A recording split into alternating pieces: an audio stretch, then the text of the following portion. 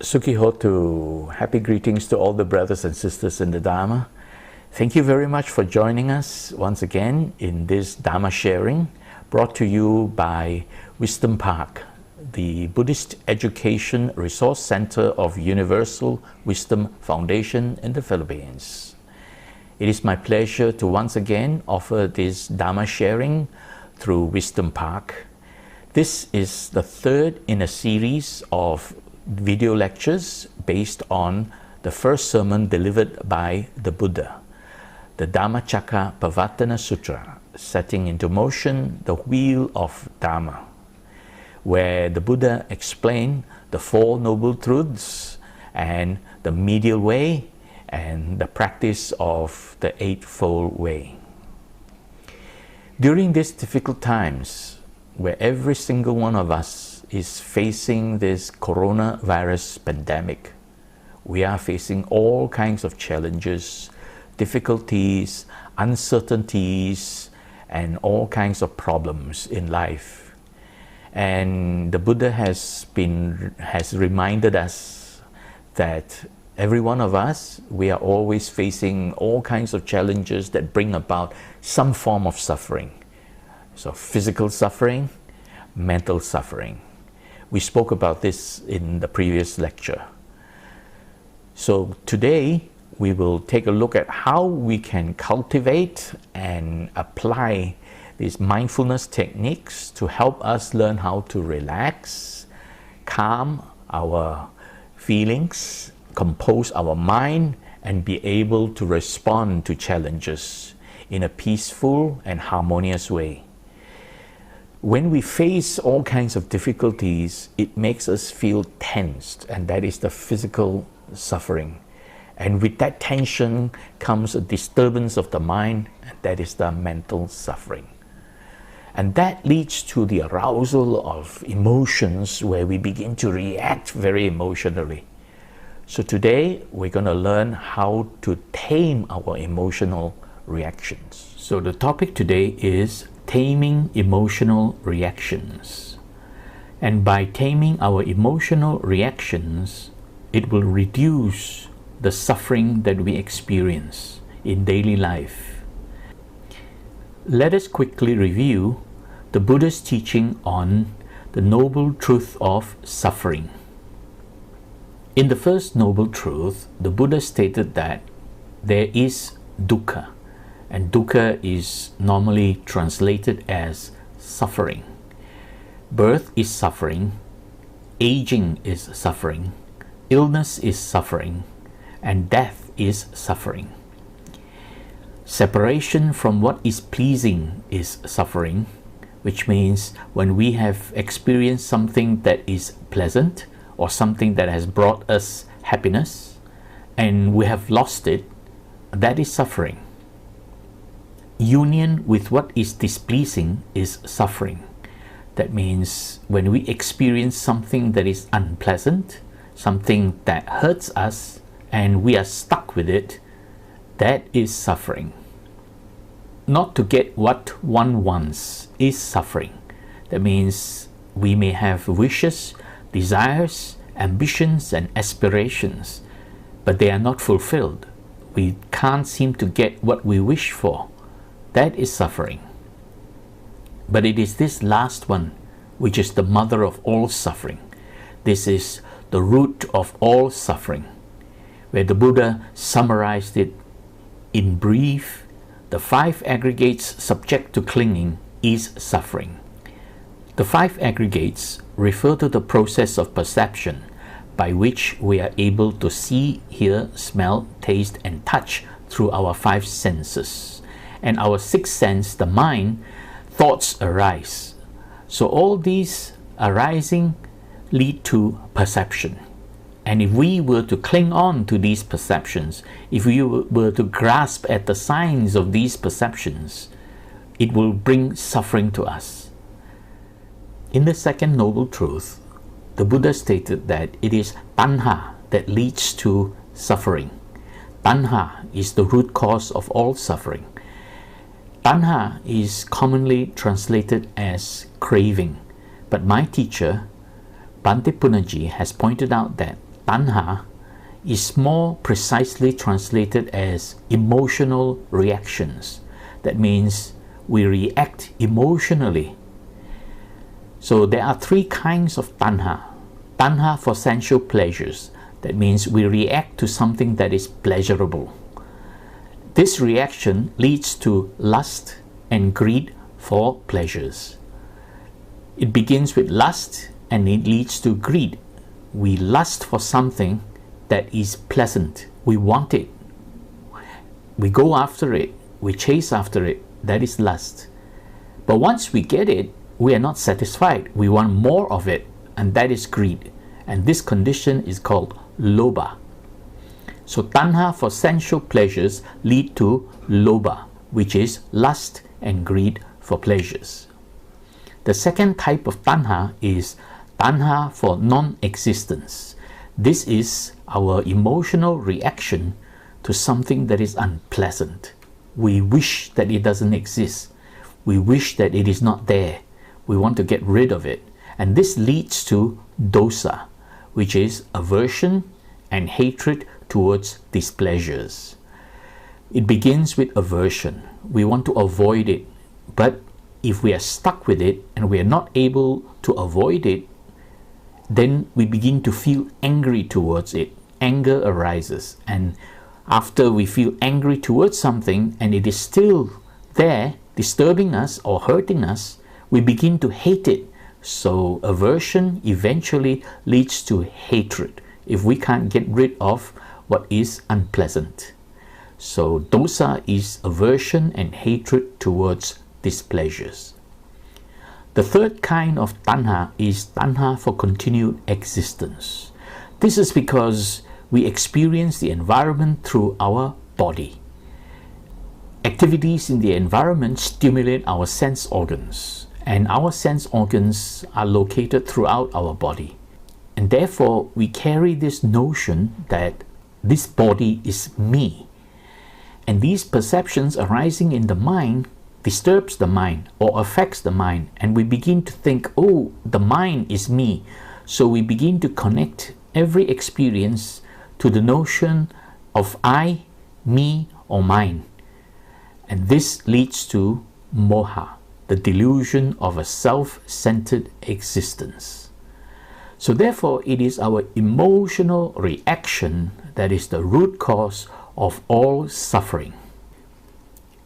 And in the third noble truth, the Buddha stated that all this suffering can be brought to an end, nirodha. The complete ending of all suffering means it is the remainderless fading away and cessation of all emotional reactions, tanha. So we have to learn to give up and relinquish our emotional reactions so that we can gain freedom from emotional reactions, and we are no longer reliant on emotional reactions for our happiness. In the fourth noble truth, the Buddha described the way leading to the complete cessation of suffering by practicing the Eightfold Way. In a nutshell, we have to learn how to tame our emotional reactions in order to free ourselves from suffering. So in the face of challenging times, let us understand how physical suffering and mental suffering arise and hurt us. In the previous lecture, we described physical suffering as stress and mental suffering as distress. And we learned to apply basic mindfulness techniques to cultivate emotional composure. That means we are able to tame our emotions and become calm and composed, and then we are able to gain comfort, peace, and happiness. In order to understand how we can do that, we have to first understand what is happening in our mind. So let us revisit what the Buddha taught as the mind. The Buddha described the mind as an activity. The Buddha used three words to describe the activity of the mind. The first word is vijnana, and this is the process of perception by which we become aware of what was perceived through the sense organs. The second word is mano, which is the cognitive process that leads to cognition and conception, by which we are able to identify and interpret what we have experienced through our perceptions. The third word is chitta, which is the affective process, or more commonly known as emotions, that leads to mood and temperament. Mood refers to how we feel about something. It leads us to have a good mood if it is something pleasant, or we have a bad mood if it is unpleasant. Temperament refers to the urge to react. If it is something pleasant, we will react with lust and greed. If it is something unpleasant, we will react with aversion and hatred. And finally, with every experience, we tend to cling on to it. We personalize it, thinking that I am experiencing it. So the I, me, or mine becomes very strong, leading to the notion of a self-centered existence. We have discussed in previous lectures the meaning of the word dukkha, which is the word the Buddha used to describe suffering. Dukkha is normally translated as suffering, but it also means a variety of different forms of suffering. Let us now take a quick look at what happens on a daily basis that leads us to experience dukkha from time to time throughout the day. This is what I refer to as the inevitable realities of modern life. Environmental activities constantly stimulate our sense organs, bombarding our attention system. Circumstances keep changing and becoming unpredictable, giving rise to uncertainties and insecurities. People around us, they impose their demands and expectations upon us, putting pressure on us to respond. Deadlines and schedules, they drain away our energy resources. Obstacles, problems, and difficulties, they arise unexpectedly to hinder our planned activities and disrupt our peace. With these inevitable realities that we experience day in and day out, we constantly carry perception of threats and conflicts from the environment. And this leads to a whole lot of physical and mental suffering.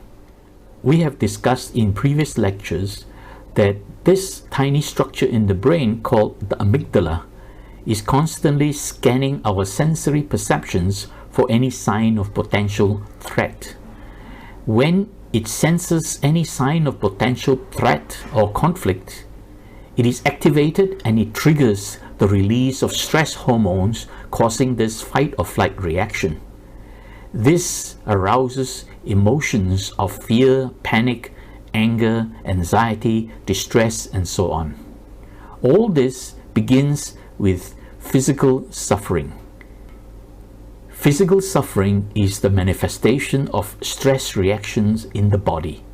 We call this the fight or flight reaction, where the brain sends a message to the glands and powerful stress hormones are released and they flood through the body, causing various organs to react in unusual ways.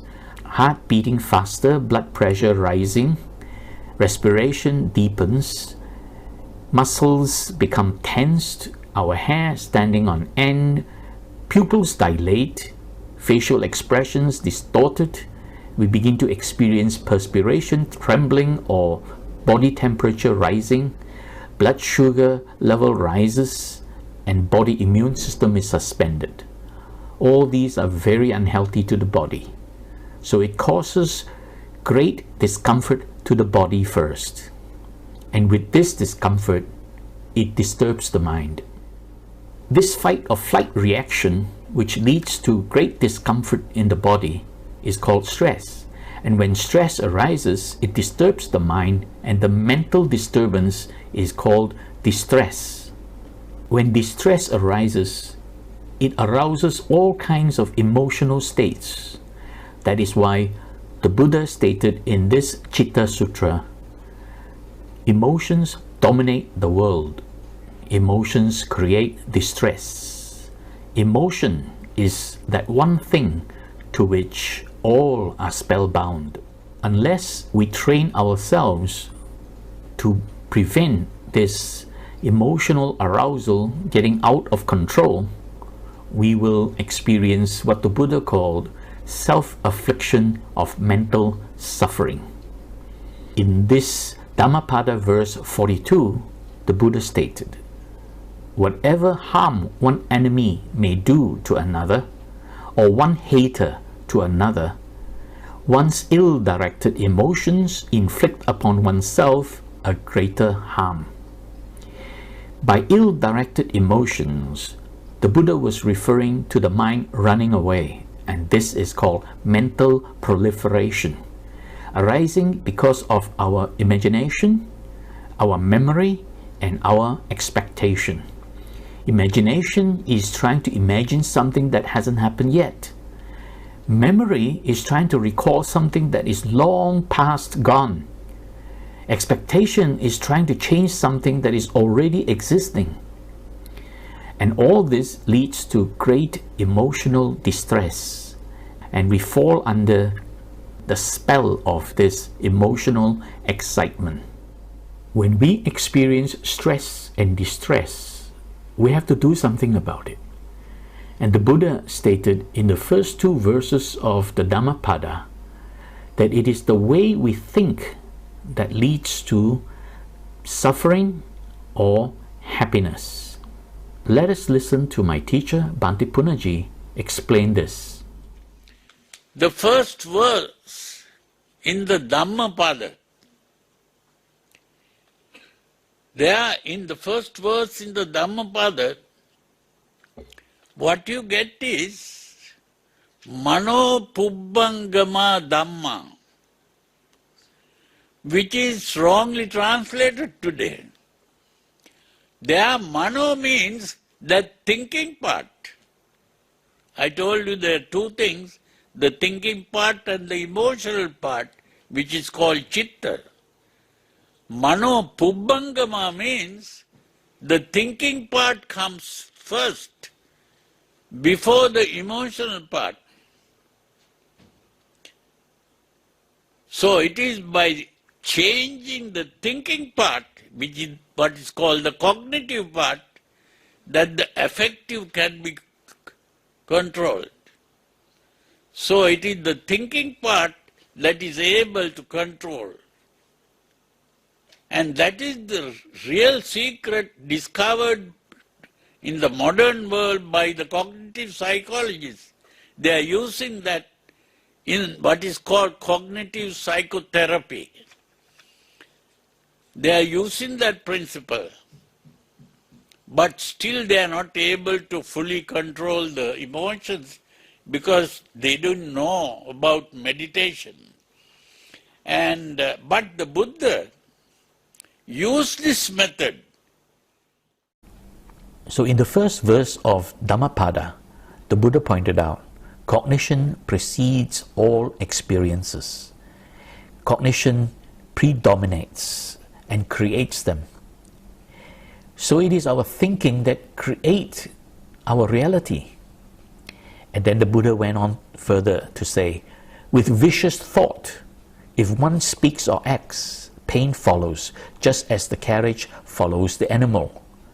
Here, the Buddha very wisely used the ox and the cart as a metaphor for suffering. If we carry vicious thoughts whenever we deal with people around us, then we are creating suffering.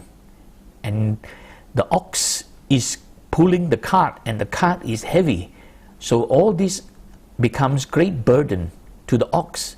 So the Buddha very cleverly used the ox and the cart to refer to suffering. In the second verse of Dhammapada, the Buddha went on to say, cognition precedes all experiences, it predominates and creates them. With virtuous thought, if one speaks or acts, happiness follows, just as one's inseparable shadow. Here again, the Buddha very cleverly used the shadow to represent happiness, because the shadow is not a burden at all and it follows us. So if we carry virtuous thoughts every time we speak or act, we are bringing about happiness, and that happiness follows us like our inseparable shadow. Emotions dominate the world. Emotions create distress. Emotion is that one thing to which all are spellbound. So when activities in the environment stimulate our sense organs, these external stimulus lead us to sensory perceptions, perceiving through our senses, to be able to see, hear, smell, taste, and touch. And then we begin to interpret what we have experienced. If it is something pleasant, oh, we like it. If it is something unpleasant, we want to get rid of it. So when things are not as they want, when we are separated from pleasures or pleasant experiences, when we are stuck with unpleasant experiences, we begin to perceive these as threats and conflicts. So with the perception of threat and conflict, emotions are aroused. The amygdala is activated and begins to release hormones flooding the body, causing discomfort to the body. This is the fight or flight reaction. So with the arousal of emotions and the body being disturbed, this is our stress reaction. With stress reaction arising, it disturbs the mind. The mental disturbance arises. This mental disturbance is distress, leading us to behave in habitual ways, habitual emotional reactions, producing all kinds of emotional states: greed, anger, fear, hatred, worry, anxiety, jealousy, conceit, shame. All kinds of emotional reactions begin to arise. And we cling on to this and say, oh, I don't like this, I am unhappy with this. The I, me, or mine is so strong. This personalization or clinging leads us to feed our emotions further, causing even further disturbances, mental proliferation, where the mind begins to run away, thinking all kinds of thoughts from our imagination, memory, and expectations. Imagination, trying to imagine things that are not true, not real, hasn't happened yet. We begin to think of the worst case scenario. Memory, recalling past, somebody we have disliked in the past, and we begin to recall how it hurt us and we get angry with him again. Or having expectations that are unreal, trying to change things that have already happened. This is our emotional chain reaction. All this lead to this vicious cycle of emotions. So when we experience this vicious cycle of emotions, we got to do something about it. What can we do about it? We can learn to change our perception of what is happening. So we got to learn how to cultivate good thoughts. Bandipunaji earlier mentioned that modern psychologists have also discovered this. So here is a quote from a famous psychologist from the past, William James, where he said, "The greatest weapon against stress is our ability to choose one thought over another," which means we have the opportunity or the choice to choose how we interpret our circumstances. If we interpret our circumstances in a negative manner and carry vicious thought, we are bringing suffering.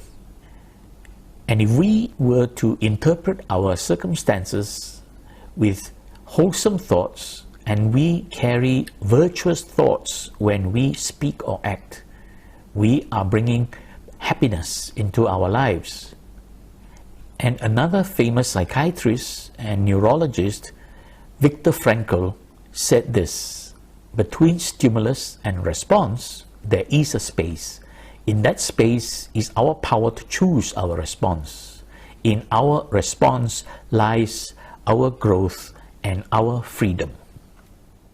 As Viktor Frankl reminded us, between stimulus and response, there is this space, this moment in time when we can choose our thoughts. It is our choices that lead to our happiness or further suffering. So how can we take advantage of this? I have mentioned this in the previous lecture. We practice the 3-step self-compassion. First, we have to cultivate mindfulness of our experiences. With every experience, we have to be mindful how it is affecting our body and our mind. So when something happens out there and it arouses our emotion, that is the stimulus. That is a kind of stressor, causing stress in us. So when we experience these arousals, it changes the body. So we have to be mindful that the body changes. The first thing we have to do is pause, allowing time for emotional excitement and anxiety to calm down, and hormonal reactions happening in the body to subside. We can't stop the hormonal reactions, but by pausing, allowing time for it to subside, it will gradually subside. But we can help this along with relaxation. So the second step is to relax. Take a deep breath. And when we are able to relax the body and consciously compose the mind, we are now ready to respond. So when the body is adequately relaxed and the mind is adequately composed, now is the time for us to respond. We think, purposefully focus on wholesome and beneficial response to the problem. And by purposefully focusing on wholesome and beneficial response to the problem, we are able to recover and adapt. So the first thing we have to realize about emotional arousals is the fact that it is our interpretation of our circumstances that lead to emotional arousals. So if we can learn to change our interpretations, we can tame our emotions. Therefore, the key lesson here is to learn how to interpret circumstances with peace and harmony. And by so doing, we are able to tame our emotional reactions. During the course of our mundane modern life, we will experience all kinds of inevitable realities that affect us in one way or another. These are difficulties, problems, challenges, interruptions, disruptions. If we begin to interpret these circumstances with the perception of threat or conflict, emotions will be aroused. And fight or flight reactions arise, and we begin to behave with habitual emotional reactions.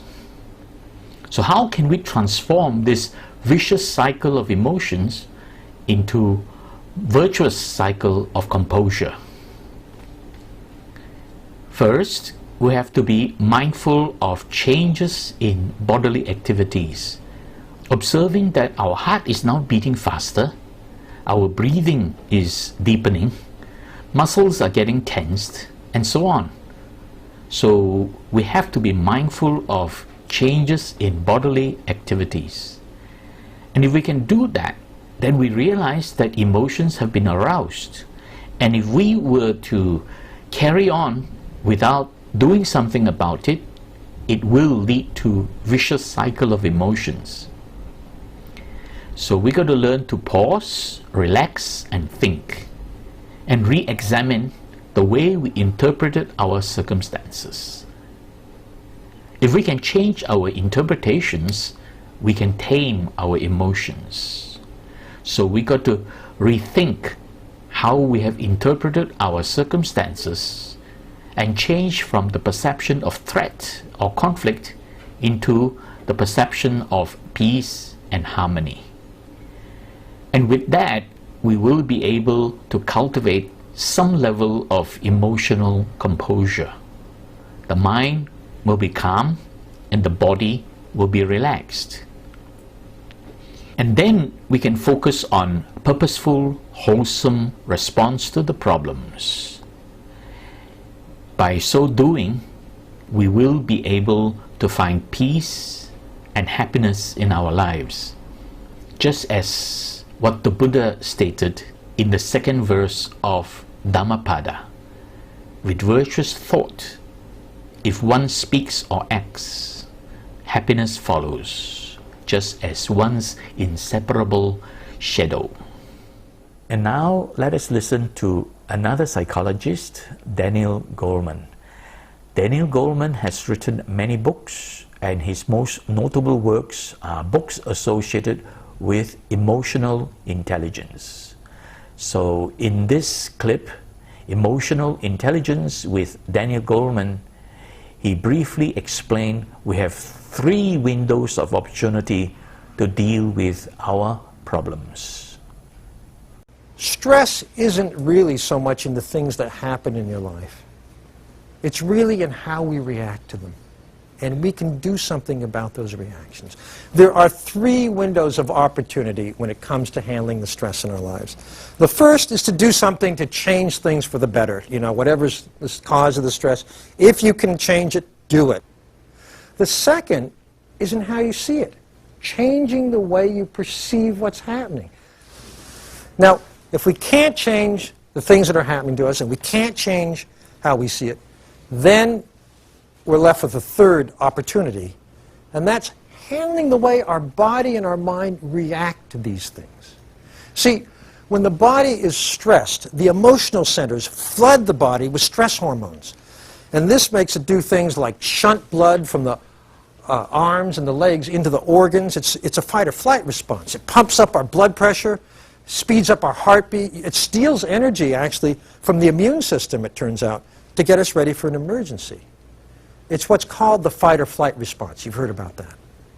Now, if that response gets triggered day after day, week after week, and month after month, over years, what happens is the biological system in our body that's most susceptible genetically, that's most reactive, is going to start to develop a stress-caused disease. You know, if you're a cardiovascular reactor, you're going to get high blood pressure. If you react in your gut, you're going to get problems there, and so on throughout the body. That's how stress over years and years leads to disease. It speeds up the process of coming down with the disease.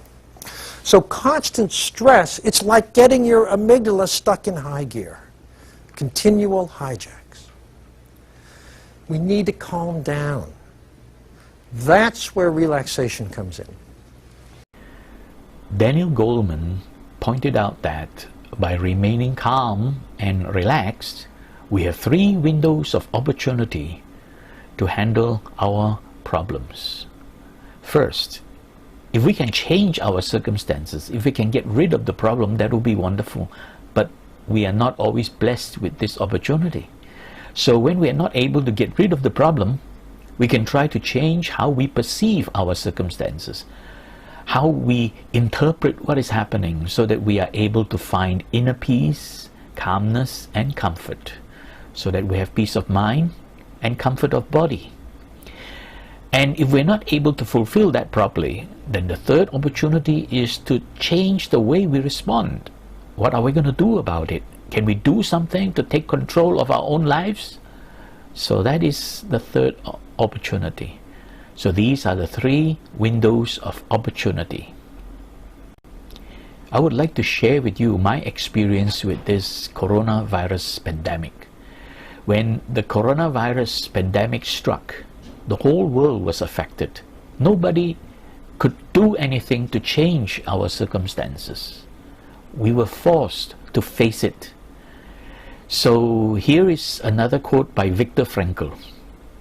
When we are no longer able to change a situation, we are challenged to change ourselves. So in other words, we are left with the second and the third option. to change the way we perceive this coronavirus pandemic, and to change the way we respond to it. During the first 3 months of the lockdown, none of us was allowed to leave the house. Everybody had to stay at home. So we could not change that situation, but I perceived that as a great opportunity, because for some years before that, both my daughters had been busy with their careers, and we had very little opportunity to spend time together. During these 3 months of lockdown, we had a wonderful time. We perceived this as an opportunity for our sharing, for our bonding, for learning from each other, and for doing things together. So we cooked, we sat around watching TV, and we were all very anxious about news of the coronavirus pandemic. So all this, we perceive the circumstances differently. We no longer perceive it as a problem. We perceive it as an opportunity to bond, to share. And then we responded to it by spending time together, cooking together, having a great time, changing the way we respond to the circumstances. That is how we can overcome this pandemic. And another thing, now that we are allowed to go out, we have to change the way we respond. Wear face mask when you leave the house. Wash your hands frequently. Carry sanitizer and use it when you need to. Keep distancing. Keep social distancing and stay away from crowds. And watch what you touch. That is changing the way you respond to the coronavirus pandemic. Let us now summarize taming our emotional reactions. First, be mindfully aware that emotions are aroused. So signs of emotional arousal comes from this fight or flight reaction, where the first thing that happens is that the body experiences tension. So be aware, be mindfully aware if the heart is beating faster, if the blood pressure is rising, if your breathing is deepening and your muscles are getting tensed, and so on. And realize that there is this space between stimulus and response. So from the moment your emotions are aroused, you have an opportunity. And what is this opportunity? This is the opportunity to choose your thoughts. So how can we do that? Pause, relax, and think. And by so doing, we are able to choose wholesome and beneficial responses to the problem. And examine how we interpret our circumstances. If we can change the interpretation from perception of threats and conflicts to the perception of peace and harmony, we can learn to deal with our emotions very easily. Emotions will not be aroused. Finally, realize there are 3 windows of opportunities where we can change our circumstances, we can change the way we interpret our circumstances, or we can change the way we respond to our circumstances. With this virtuous cycle of composure, whenever things are happening around us, change the way we respond things so that we are able to perceive our circumstances with the perception of peace and harmony. This will help us gain control of our situation, where we can then remain emotionally composed and feeling comfortable. Then we are ready to respond. Purposeful, wholesome response by pause, relax, and think. A relaxed body, a composed mind will bring peace and happiness into our lives. And now let's listen to the words of the Buddha in relation to taming these emotional reactions, learning how to still our emotions.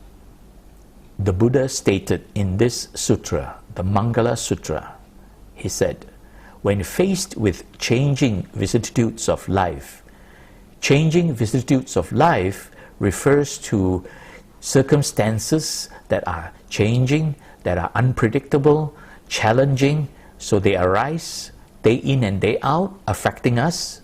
This is the changing vicissitudes of life. If emotions can be stilled and remain undisturbed, again here the Buddha pointed out, it is very important to learn how to tame our emotions, learn to still them. By changing our interpretations, we are able to avoid the arousals of emotions and emotional reactions. So if emotions can be stilled and remain undisturbed, free from grief, cleansed of defilements, and liberated from fear, this is the most supreme bliss. And this is what the Buddha said in the Mangala Sutta. And with this, I conclude my presentation. Before I finish off, I would like to express my deep gratitude to my teacher, the late Venerable Dr. Madawela Punaji Mahathera.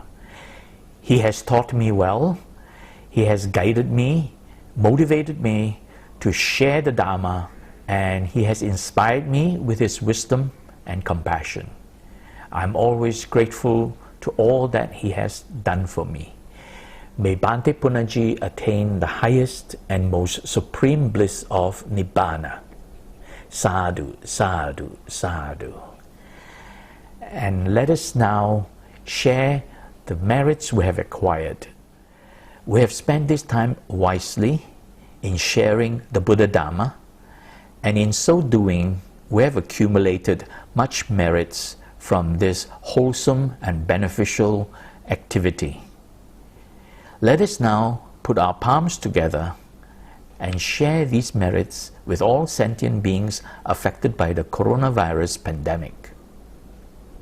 We dedicate the merits we have acquired from sharing of the Buddha Dharma to all beings affected by the coronavirus pandemic around the world.